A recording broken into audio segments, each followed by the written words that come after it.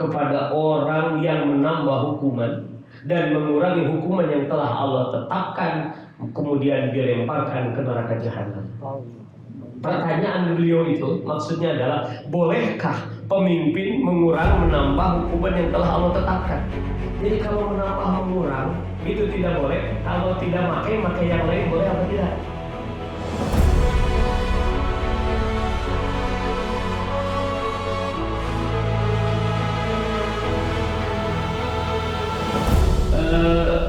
Yang pertama, Bismillahirrahmanirrahim. Ya, bil barakah kita bacakan. Ya. Pertanyaan yang pertama. Ya. As-su'alul awal. Soal pertama. Jadi ini yang ditanyakan pertama ini tentang hadis Nabi Sallallahu Alaihi Wasallam yang disebutkan oleh Imam Ghazali di dalam kitab At-Tibrul Masbuk atau Nasihatil Muluk. Hada soal al-ahada as-soalul awal. Qala Rasulullah sallallahu alaihi wasallam yu'tabil mulati yaumal qiyamati fa yaqulu Allahu jalla wa ala antum kuntum ru'atan khaliqati wa khazaniyata mulki fi ardi thumma yaqulu li ahadihim lima darabta ibadi fawqal haddi alladhi amartu bihi fa yaqulu ya rabbi innahum asawka wa khalafuka fa yaqulu la yanbaghi an yasbiqa ghadabuka ghadabi thumma yaqulu lil akhar lima aqabta ibadi aqalla min al haddi alladhi amartu bihi fa yaqulu ya rabbi rahimtuhum fa yaqulu Allah kunta arham minni khudul ladzi zada wal ladzi naqasa fahshaw bihi ma zawaya jahannam min Nasihatil Muluk anil Imam Al-Ghazali wa ibaratih. Jadi beliau itu bertanya, apa sebenarnya maksud dari kitab dari hadis ini? Begitu. Waalaikumsalam. Silakan. Waalaikumsalam. Gimana? Allahu Akbar. Di dalam hadis ini dikatakan nanti akan didatangkan para gubernur, para penguasa di hari kiamat. Wali. Al-Wulad jamak dari wali. Para gubernur nanti akan ditanya di sidang di hari kiamat. Ya, para penguasa intinya. Kemudian Allah Subhanahu wa taala berkata kepada mereka, kalian adalah para penguasa pengatur urusan makhlukku.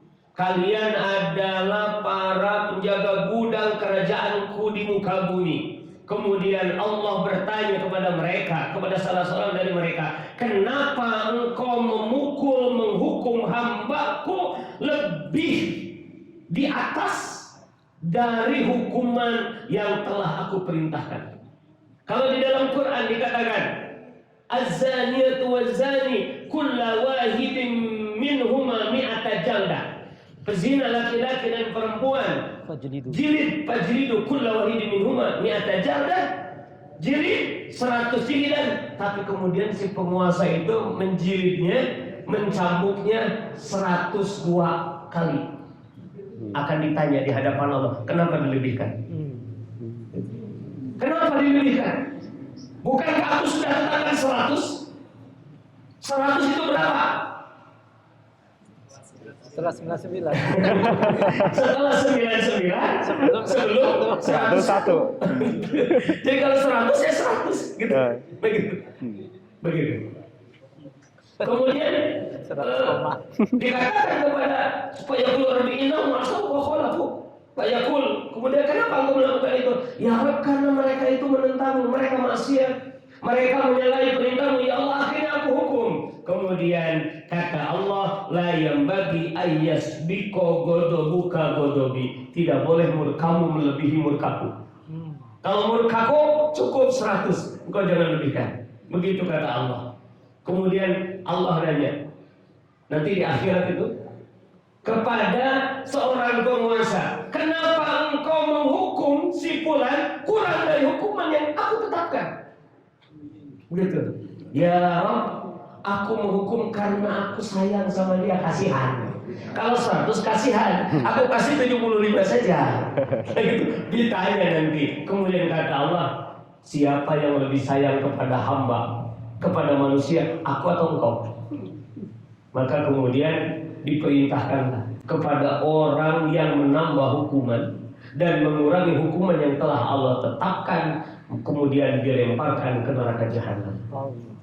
Pertanyaan beliau itu maksudnya adalah, bolehkah pemimpin menambah hukuman yang telah Allah tetapkan? Gitu. Yang telah Allah tetapkan. Kalau di dalam Quran dikatakan, wasariqu wasariqatu faqta'u aydiyahuma jazaa'an bima kasaba nakalam minallah. Pencuri laki-laki, pencuri perempuan, potong tangannya kemana? Pergelangan. Bolehkah memotong dari siku? Bolehkah memotong dari sini? Kan sama potong tangan. Hadis Nabi menjelaskan potong tangan itu dari pergelangan. Yang dipotong itu pergelangan. Kalau sudah ditetapkan, dikasih contoh oleh Nabi, boleh tidak menambah, boleh tidak mengurangi. Berdasarkan hadis ini, jawabannya itu tidak boleh.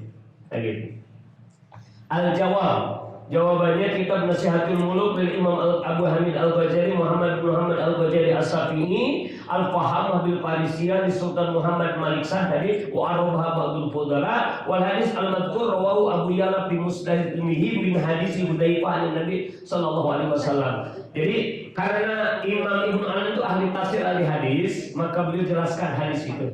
Hadis yang disebutkan oleh Imam Ghazali ini terdapat dalam Musnad Abu Ya'la. Jadi ada kitab namanya kitab Musnad. Ada Musnad Abdul Razak, Musnad Imam Ahmad, ada Musnad Abu Ya'la. Itu adanya di dalam kitab Musnad Abu Ya'la, ya, dari Nabi Sallallahu Alaihi Wasallam. Kemudian dibacakan hadisnya seperti itu. Saya tidak akan bacakan. Nah, beliau menyampaikan begini. Wabihi yatabayyanu dabtul labdi amartu fil hadis al-mas'ul anhu annahu mabniun lil fa'il musnadun lil mutakallim. Wal hadis sharihun fi hurmati tajawuzi waliyil amri al-hudud wal zawajir allati nassaha Allah ta'ala li ibadihi ziyadatan aw naqsan. Hadis itu, jadi kalau di sini dijelaskan tentang kata amar tuh di dalam hadis itu mabni fa'il. Jadi itu adalah fi'il madi maklum. Jadi luar biasa. Syekh Abdul Qadir Abdul Mafahir ngerti fi'il madi maklum. Nah, jadi kalau penguasa sekarang tahu nggak ya? Madi maklum, madi majhul. Jadi artinya ini bukan sekedar penguasa, tapi ulama. Bukan orang ecek-ecek. Begitu loh. Orang Banten terdahulu itu seperti itu. Kalau ada ragu dia tanya kepada ulama. Nah, jawabannya di dalam hadis ini terdapat penjelasan yang sangat solid tentang fi hurmati tazawuji waliyil amri al-hudud wa zawajir.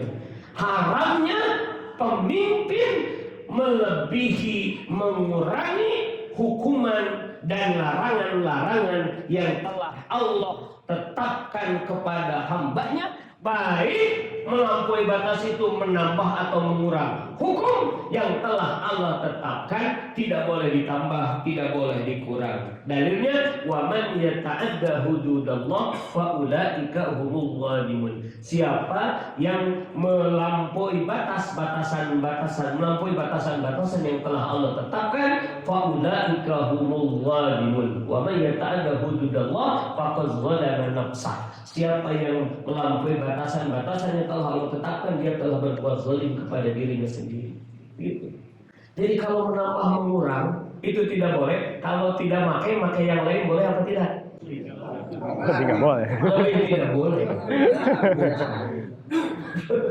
Kalau ada penguasa menghukum pakai hukum Allah tapi ditambah 101, nggak boleh. 100,5 aja 100,5 nggak boleh. Ziyadatan wa naqsun nggak boleh. Pertanyaannya, kalau ada penguasa dipilih tapi tidak pakai Quran, tidak pakai Sunnah, boleh apa tidak? Ya. Memilihnya boleh apa tidak? Ya.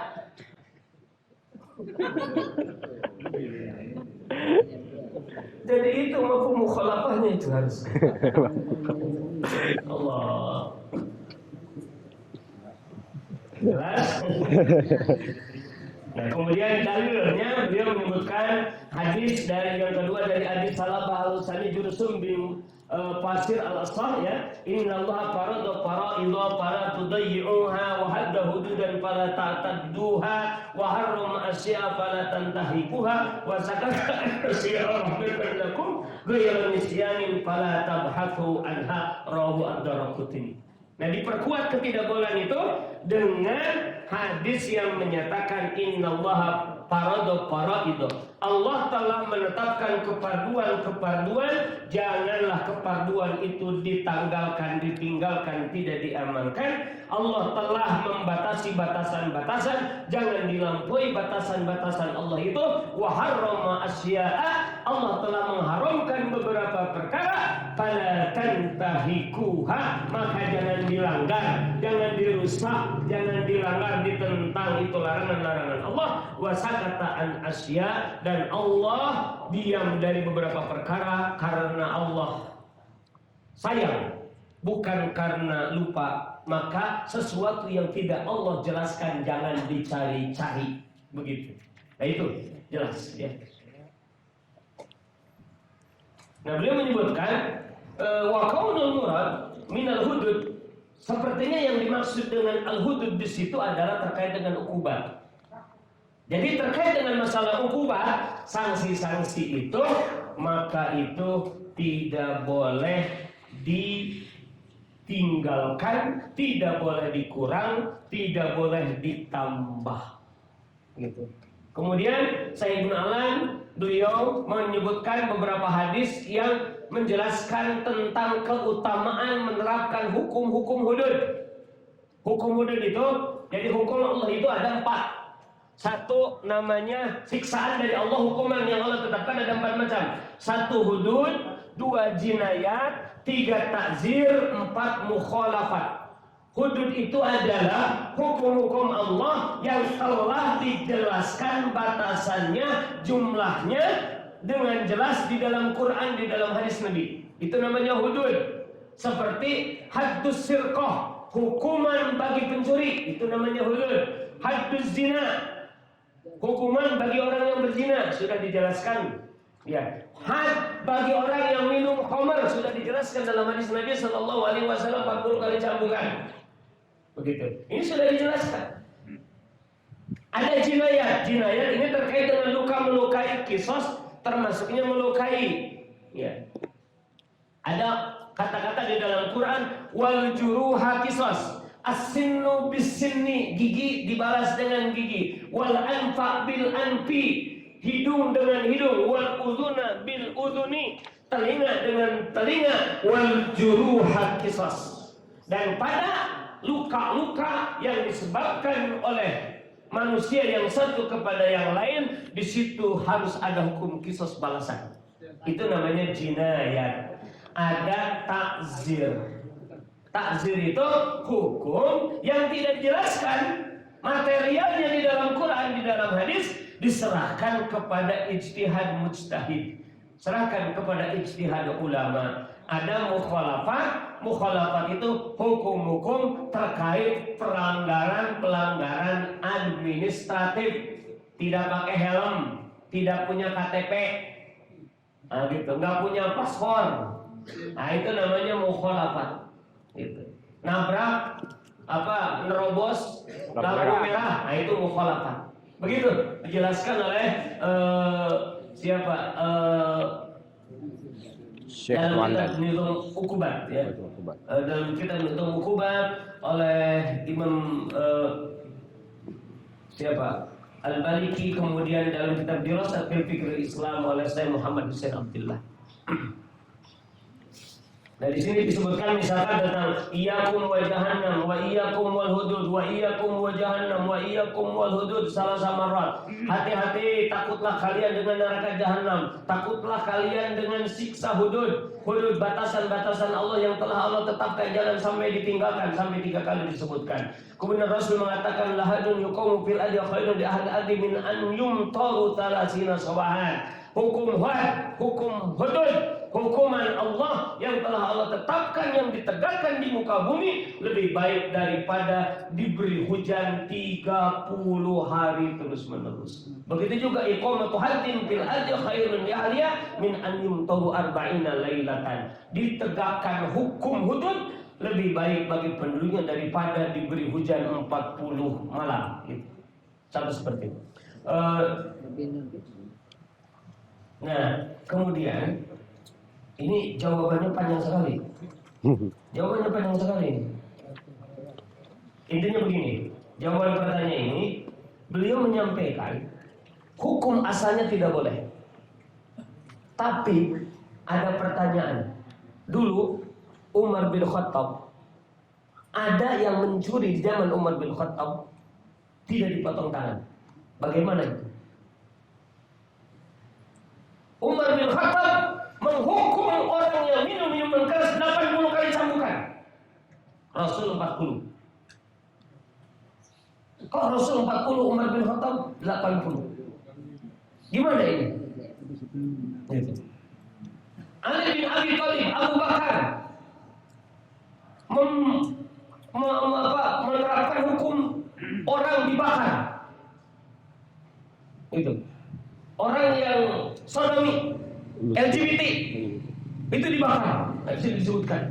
Ada beberapa contoh di zaman para sahabat. Yang ini tidak ada hukum ini, gimana ini? Nah, beliau menyebutkan di sini itu adalah bagian dari apa yang disebut dengan as-siyasah as-syar'iyyah. Siasah syar'iyyah kalau itu dilakukan sebagai ijtihad. Beliau menyebutkan apa yang dilakukan Umar itu tidak menanggalkan hukum Allah. Gitu. Contoh misalkan, dulu di zaman Nabi Shallallahu Alaihi Wasallam, Nabi membagikan harta rampasan perang. Harta rampasan perang itu dibagikan pada saat perang Hunain, pada saat perang Khaybar dibagikan. Tapi di zaman Umar bin Khattab, ketika Umar bin Khattab menaklukkan tanah Sawad di Irak, disebut Ardus Sawad, Umar bin Khattab tidak membagi-bagikan. Para ulama menyebutkan inilah yang disebut dengan as-siyasah as-syar'iyyah. Apa siyasah syar'iyyah yang dimaksud di sini? Siyasah syar'iyyah adalah kebijakan penguasa untuk kemaslahatan rakyatnya, tapi tidak bertentangan dengan hukum Allah dan tidak menanggalkan hukum Allah Subhanahu wa taala. Kenapa Umar bin Khattab memberikan hukuman kepada yang mabuk, yang minum minuman keras 80? Karena di zaman Umar bin Khattab yang mabuk lebih banyak daripada di zaman Nabi. Untuk membuat orang berhenti harus ditambah. Nah begitu. Ini ijtihad Umar bin Khattab. Nah, jadi kalau ada sahabat yang melakukan perkara sepertinya berbeda dengan apa yang dilakukan oleh Nabi, itu harus dipandang oleh kita. Sahabat melakukan itu pasti berdasarkan ilmu. Inilah yang disebut dengan siasah.